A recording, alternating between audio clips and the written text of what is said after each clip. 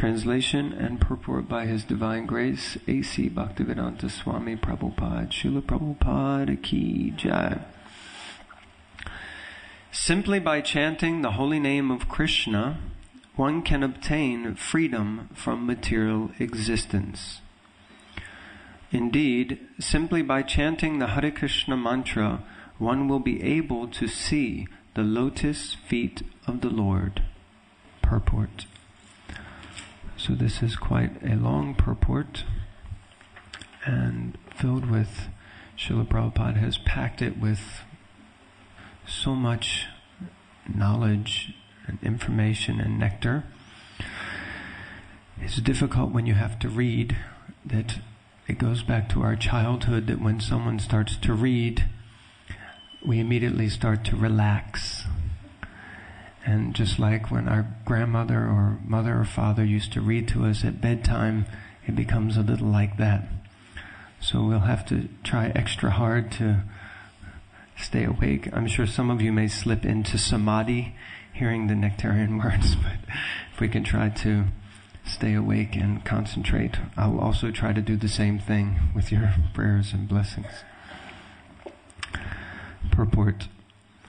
In his Anubhasya, Srila Bhaktisiddhanta Saraswati Thakur says that the actual effect that will be visible as soon as one achieves transcendental knowledge is that he will immediately become free from the clutches of Maya and fully engage in the service of the Lord. Unless one serves the Supreme Personality of Godhead Mukunda, one cannot become free from fruitive activities under the external energy.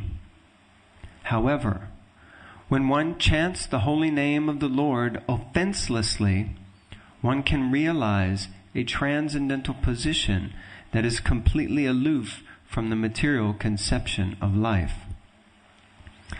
Rendering service to the Lord, a devotee relates to the Supreme Personality of Godhead in one of 5 relationships, namely Shanta, Dasya, Sakya, Vatsalya, and Madhurya. And thus, he relishes transcendental bliss in that relationship. Such a relationship certainly transcends the body and mind. When one realizes that the holy name of the Lord is identical with the Supreme Person, he becomes completely eligible to chant the holy name of the Lord. Such an ecstatic chanter and dancer must be considered to have a direct relationship with the Lord. According to the Vedic principles, there are 3 stages of spiritual advancement, namely Sambandha Gyan, Abhideya, and Prayojana. Sambandha Gyan refers to establishing one's original relationship with the Supreme Personality of Godhead. Abhideya refers to acting according to that constitutional relationship. And Prayojana is the ultimate goal of life, which is to develop love of Godhead. Prema Pumartha Mahan. If one adheres to the regulative principles under the order of the spiritual master, he very easily achieves the ultimate goal of his life. A person who is addicted to the chanting of the Hare Krishna mantra very easily gets the opportunity to serve the Supreme Personality of Godhead directly.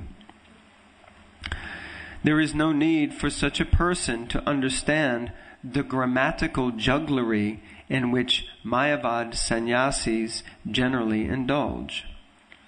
Sri Shankaracharya also stressed this point. Nahi rakshati dukrin karane. Simply by juggling grammatical suffixes and prefixes, one cannot save himself from the clutches of death. The grammatical word jugglers cannot bewilder a devotee who engages in chanting the Hare Krishna Mahamantra. Simply addressing the energy of the Supreme Lord as Hari and the Lord himself as Krishna very soon situates the Lord within the heart of the devotee. By thus addressing Radha and Krishna, one directly engages in his Lordship's service. The essence of all revealed scriptures and all knowledge is present when one addresses the Lord and his energy by the Hare Krishna mantra.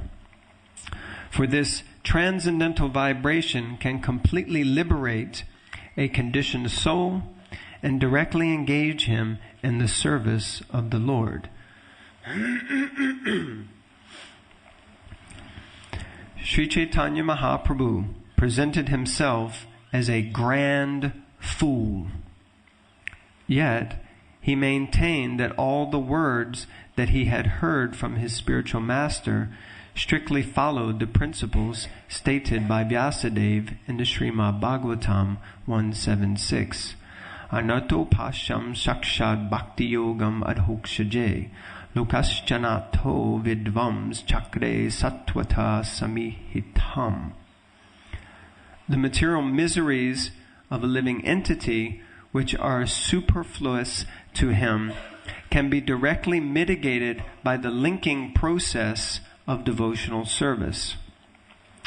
But the mass of people do not know this, and therefore the learned Vyasadeva compiled this Vedic literature, which Srimad Bhagavatam, which is in relation to the supreme truth. One can overcome all misconceptions and entanglement in the material world by practicing bhakti yoga, and therefore Vyasadeva, acting on the instructions of Sri Narada, has very kindly introduced Srimad Bhagavatam to relieve the conditioned souls from the clutches of Maya. Lord Chaitanya's spiritual master instructed him, therefore, that one must read Srimad Bhagavatam regularly and with scrutiny to gradually become attached to the chanting of the Hare Krishna Mahamantra. The holy name and the Lord are identical. The holy name and the Lord are identical.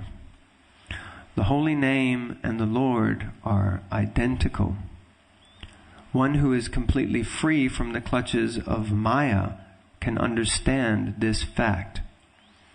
This knowledge, which is achieved by the mercy of the spiritual master, places one on the supreme transcendental platform. Sri Chaitanya Mahaprabhu presented himself as a fool, because prior to accepting the shelter of a spiritual master, he could not understand that simply by chanting one can be relieved from all material conditions. But as soon as he became a faithful servant of his spiritual master and followed his instructions, he very easily saw the path of liberation. Sri Chaitanya Mahaprabhu's chanting of the Hare Krishna mantra must be understood to be devoid of all offenses. The 10 offenses against the holy name are as follows. 1. To blaspheme a devotee of the Lord. 2. To consider the Lord and the demigods to be on the same level, or to think that there are many gods. 3. To neglect the orders of the spiritual master. 4. To minimize the authority of the scriptures, Vedas. Jai Shri Radha Gokulananda ki Jai, Sitaram Lakshman Hanuman ki Jai, Shri Jai Nitai ki Jai. 5. To interpret the holy name of God. 6. To commit sins on the strength of chanting. 7. To instruct the glories of the Lord's name to the unfaithful. 8. To compare the chanting of the holy name with material piety. 9. To be inattentive while chanting the holy name. And 10. to be attached to material things in spite of chanting the holy name. Srila Prabhupada Ki Jai. Om Agana Timirandasya Jnananjana Shalakaya Chakshuram Militangena Tasmai Shri Guruve Namaha Shri Chaitanya Manobishtam Stapitam Gena Bhutale Swayam Rupa Kadamayam Dadati Swapadantikam Mandeham Shri Gurun Shri Yuta Padakamalam Shri Gurun Vaishnavamscha Shri Rupam Sagrajatam Sahagana Raghunathan Vitam Tam Sajivam Sadvaitam Savadutam Parijana Sahitam Krishna Chaitanya Devam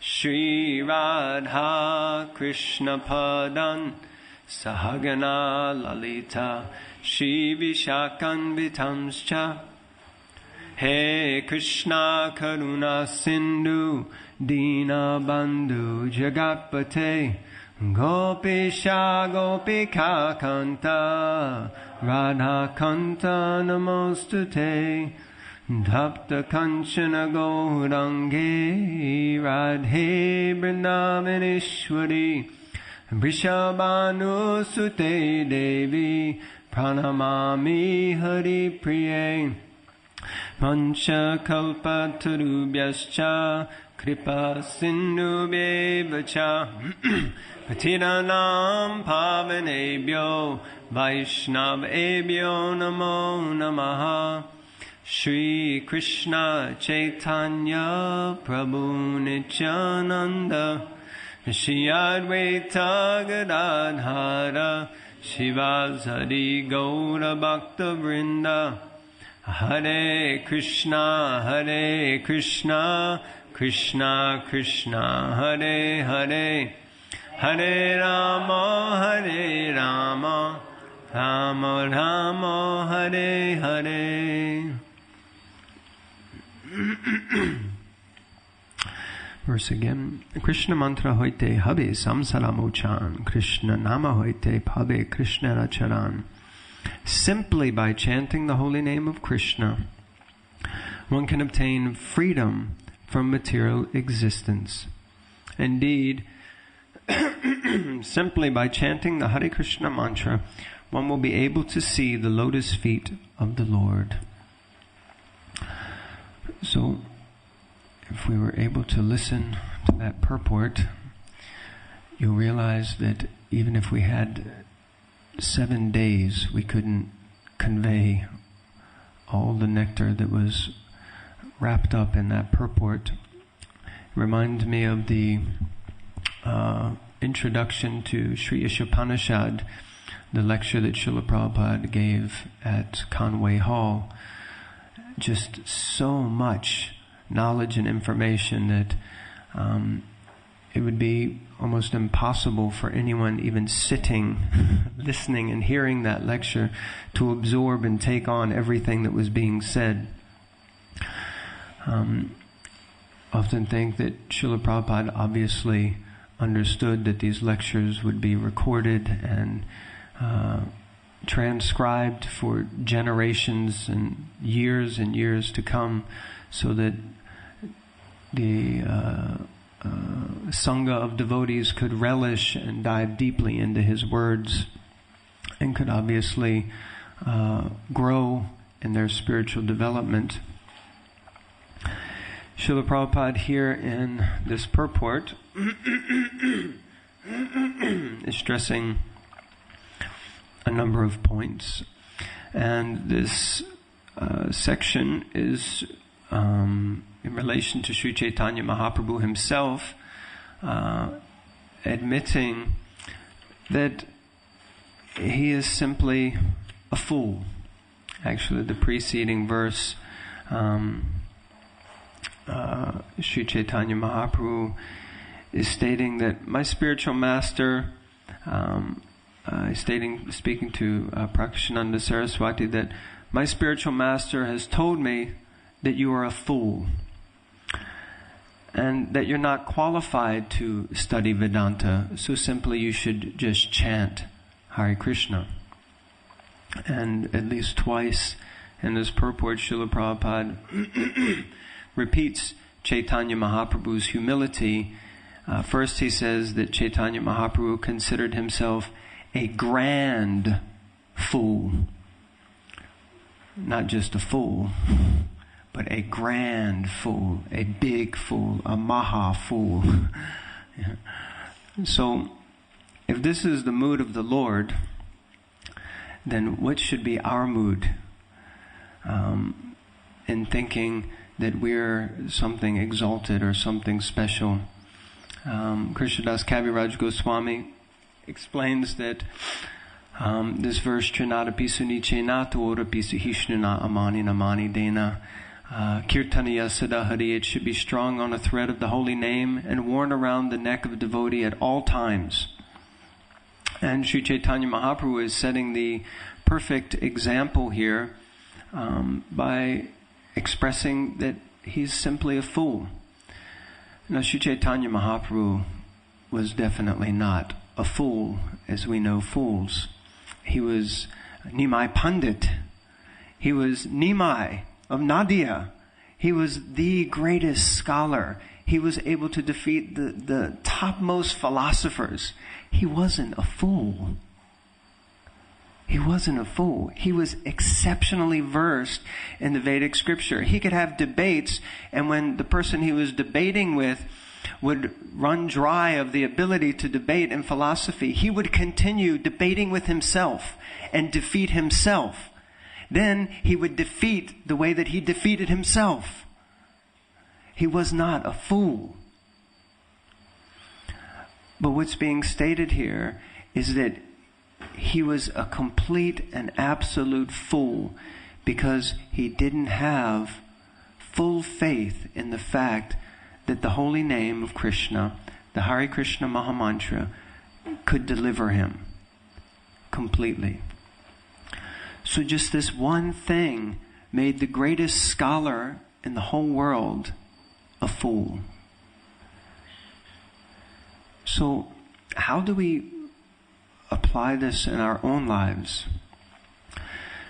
Well, the nature of the living entity is to be conditioned by the three modes of material nature. And the predominating factor of this conditioning is called false ego. And to a greater or lesser extent, each and every one of us is controlled by false ego. And this false ego, the purpose and the duty of the false ego is to keep us in illusion. And what is that illusion? That illusion is to make me think that I am the center of the universe, that everything revolves around me, and that I am always right. Anyone here has ever thought that they were right about something and it turned out that you weren't? Anyone? How did that feel? I really remembered for a minute, like, not just the thing like yesterday I forgot the car keys and I thought they were over here, but like, you know, you're having an interaction with someone where you're really giving it to them about it's like this and it's like that, and then it all of a sudden turns out to not be this or not that. And you're standing before this person that you were completely convinced you were in the proper situation. And then all of a sudden it turns out that you aren't. How did you feel? How does it feel? Like that? Feel this big, huh? Or even smaller. Yeah, you feel smaller than the atomic soul. The soul is 1/10,000th the tip of the hair, but you become smaller than that. It's like you feel completely exposed and revealed, and actually that moment is probably the moment where you feel like a fool. You actually feel like a fool. Like really feel like a fool. And in your mind, and this is the game, in your mind you're thinking, oh, I'm wrong. But something kicks in that makes you want to be right. So the mind and false egos immediately starts to conjure up a way that you can still be right. Right? The nature of the false ego is to eradicate any possibility of me actually being a fool. But the fact of the matter is, whether we like it or not, we are all actually fools. Perfect.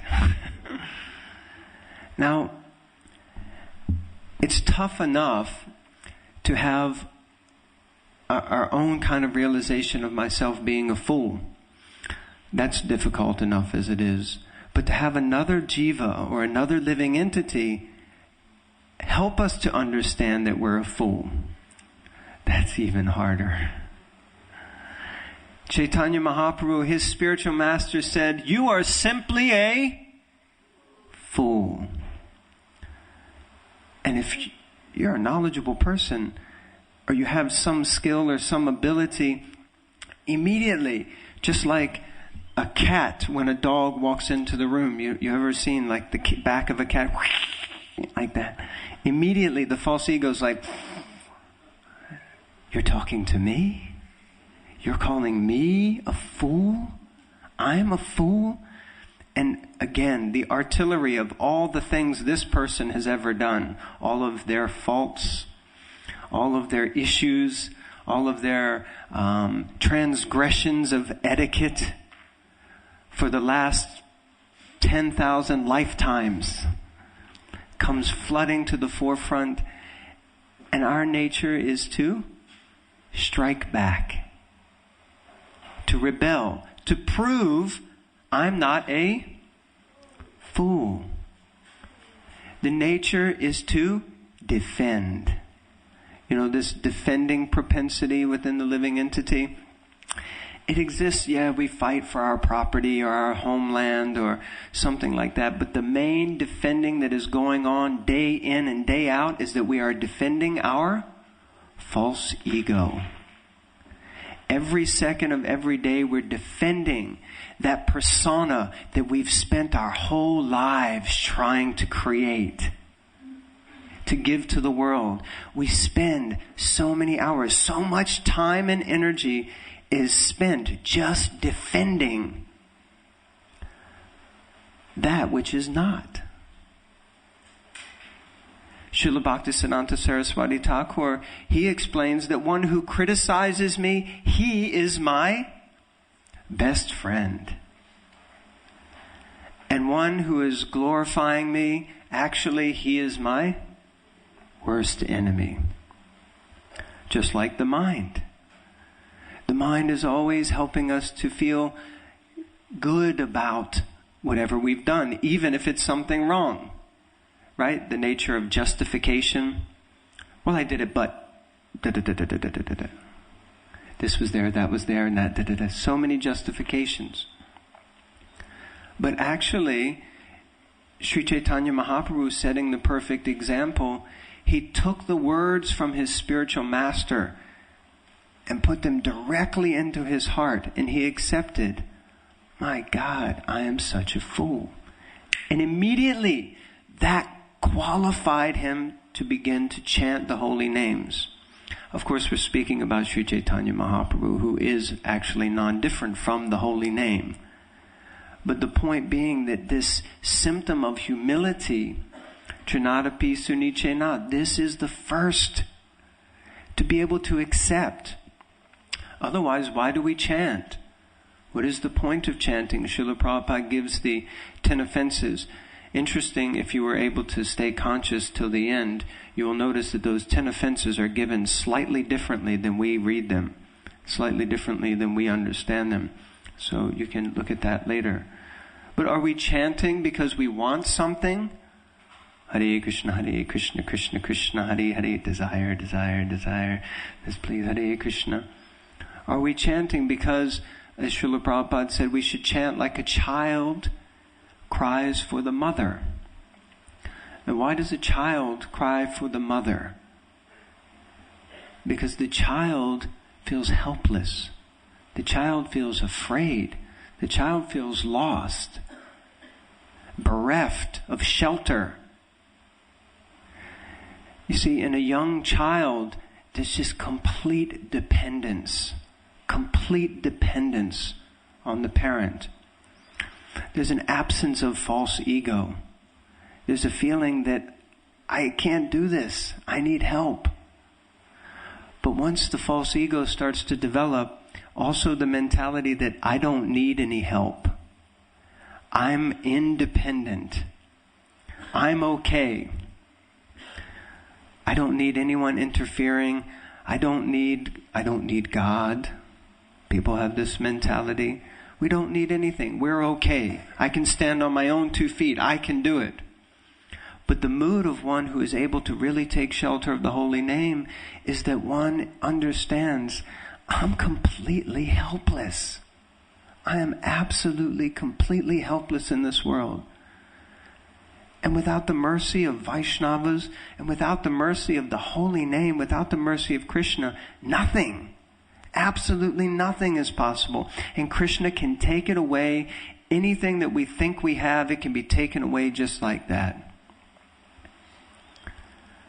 One devotee was saying the other day that and described that in materialistic life, we spend our entire life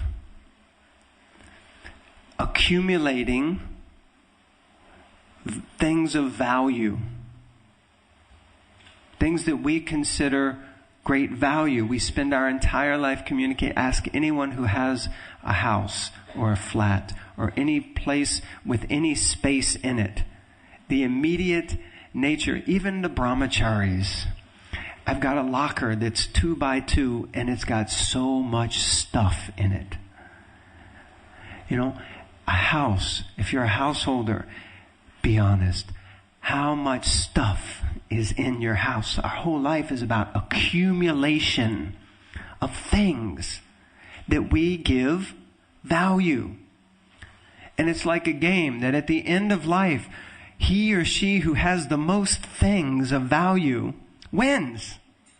Like we think like that, I think, is right. Like if and that, and all these things, then at the end, I'll win the game of life. But this devotee was describing that no matter what the value is of all these things you accumulate and spend so much time and energy accumulating throughout your whole life, at the time of death, every single one of them has the value of 0. Because you're not taking any of them with you. Where you're going, they're not going with you. Like the tombs of the pharaohs, right, in ancient Egypt, filled with all the riches and gold. Because they thought that at the time of death, this boat was going to come and put them on it and fill them up with all their riches and whisk them away. Years later, plunderers kick open the doors of the tombs and they just take everything. In the same way, at the time of death, you're not going to take one fiber of anything that you have. But yet we're absolutely convinced that we're in control. We don't realize how helpless we are, that Krishna, at the time of death, it's all going to stay behind. What is our only shelter? Hare Krishna, Krishna Krishna, Hare Hare. Hare Rama, Rama Rama, Hare Hare. And when we pick up the beads and we put our hand in the bag and we start to chant, are we conscious of this? Are we absolutely conscious of the fact that this holy name is my lifeline? This is actually the only thing. Srila Bhaktivinoda Thakur explained that within all the 14 worlds, the only thing is the holy name of Krishna. Everything is comprised of the holy name. There is nothing other than the holy name, because the holy name is non-different from Krishna. As Prabhupada repeated several times in this purport, the holy name is identical with the Supreme Lord himself. And the Supreme Lord is present in every particle of matter. If we had divine vision and we could see the world as it is, really as it is, we would see Krishna in everything. We would understand Krishna's energy all around us, comprising us. And when we began to chant the holy name, we would be transported to the spiritual world. As this verse is explaining, we would have direct darshan. We're given direct darshan of the Lord every single day. But what is our consciousness when we're gazing upon the Lord? Are we genuinely absorbed in the fact that the merciful Lord is giving me his darshan? Or is our mind wandering to other places that are much more important? When we chant the holy name, are we remembering that this holy name is non-different from Krishna? And this is my lifeline. This is my only sanctuary. This is the only thing that is going to help me at the time of death. This is the only thing that's going to be there eternally. And we really take shelter. Or do we chant the holy name while our mind wanders to places that are more important? To business that is more important? To activities that are much more important?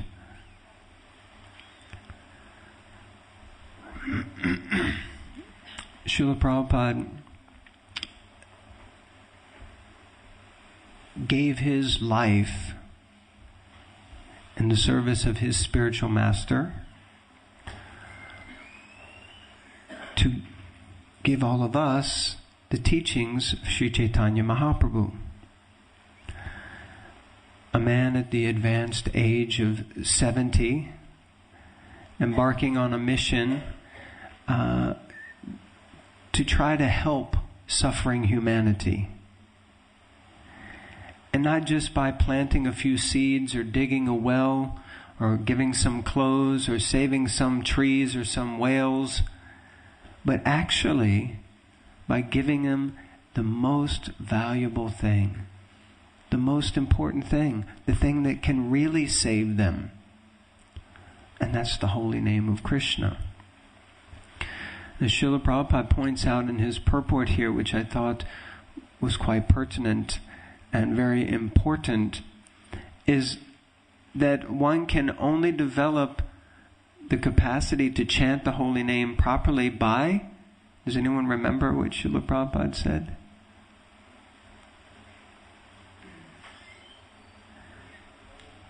Say it again. Yes. He said by hearing Srimad Bhagavatam, or by, here it is, no,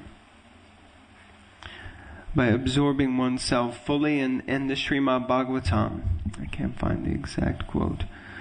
But Prabhupada explained that one has to absorb themselves in hearing and chanting. A lot of times my experience is that devotees, they're often chanting, but very rarely do you find devotees are actually reading Srila Prabhupada's books. Like there may be out of 100 devotees who are chanting regularly, steadily, but many devotees, they're actually not reading Srila Prabhupada's books.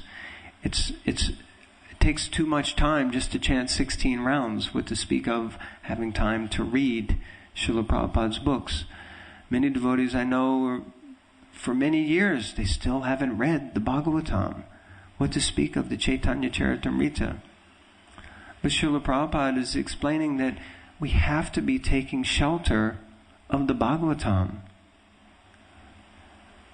So this is another very important aspect of our devotional life, that if we're not absorbing ourselves in the pages of the Bhagavatam, and those of us who are reading regularly, you know that when you don't read, and even you're chanting 16 rounds, at least for me personally, there's a big difference. Whereas if I'm actually genuinely getting absorbed in the Bhagavatam, it's a different world. It's like the mind becomes saturated with Krishna consciousness. So when the mind starts to drift off, it drifts to a place that's good. The pastimes of Dhruva Maharaj, the pastimes of Ajamil, the pastimes of Prahlad Maharaj, the pastimes of Sri Chaitanya Mahaprabhu. The mind drifts there. You see, this mind is like, it's like a database. The intelligence rather is like the database, and the mind is like the interface. And we have to fill that intelligence with all the right things. Otherwise, the amount of time that we're spending filling it with other things, those are the things that we're going to think about. Some devotees were sharing the other day about some people were relaying experiences that they had they had a near-death experience. And it's described that when you have these intense experiences that you think, oh my God, I'm going to die. It's described that your whole life flashes before you like a movie on fast forward. So many scenes come up. And there were lots of people who were sharing that when that happened to them, that like a roulette wheel, you know what a roulette wheel is? They spin this wheel and they drop the ball on, and then the ball lands in a specific place. So like that, the mind is, where is it going to stop? And many people were describing that it stopped in the most unusual places, but it didn't have much to do with Krishna. Many were describing that it stopped in a place of unfulfilled desires, or things they wished they had done in life, or negative impressions that had been so powerful in their life that their mind was just attracted back to that incomplete activity or that negative activity. So if we're not conscious and consciously trying to generate and input proper things, then who knows where our mind, antakalecha mameva smaran muktva kalevanam. At the time of death, whatever your consciousness is, presto, as if by magic, the material energy will formulate a new body for you to fulfill those desires. And you've got 8,400,000 species to fulfill all of the different desires. It's wonderful, isn't it? The possibilities are limitless. So we shouldn't rest on just thinking that, anyway, I'm chanting and doing some service, and at the time of death I'll be okay. Maybe we will. Maybe Lord Chaitanya's mercy will flow to us, like Srila Prabhupada said to Tamal Krishna Maharaj when Tamal Krishna Maharaj approached Srila Prabhupada in Vrindavan, and he said, Srila Prabhupada, I'm not chanting properly, I'm not reading, all I'm thinking about is bricks and mortar. Building this temple. Every day I'm dreaming about it. And he said, Prabhupada, I need to chant. And Prabhupada said, Just keep thinking about bricks and mortar. Build this temple for Krishna, and at the time of death, Sri Chaitanya Mahaprabhu will force his way into your mind and take you back to Godhead. Haribol! We hear that instruction, we think, good, that works for me too. But we see in the life of Tamal Krishna Maharaj, he didn't just do that. He also continued to chant very intensely, study, read, speak. One has to sincerely take shelter of the process that's been given. Not that we become relaxed. And actually, if we're honest, the propensity in the living entity is to become relaxed, to become complacent. The default is, anyway. And I can speak about this from deep realization, because I know how easy it is to just become relaxed in spiritual life and just glide along. But actually, if we want to be really happy and enlivened, then we have to get into it. We have to become enthusiastic. Utsahan nishchaya daryat. If we're not enthusiastic, what's going to happen? We're just complacent. Prabhupada explained that spiritual life is like swimming against the grain or the current of a river. There's no treading water.